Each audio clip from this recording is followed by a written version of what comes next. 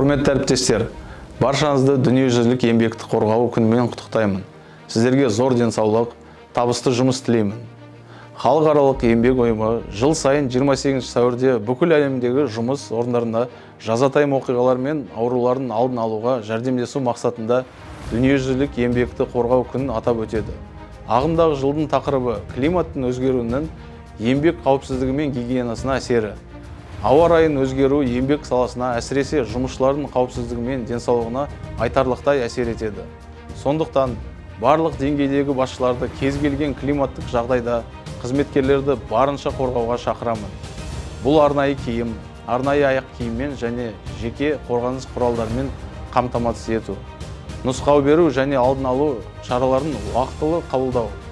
Адамдар біздің басты құндылығымыз екенін ұмытпауыңызды сұраймын.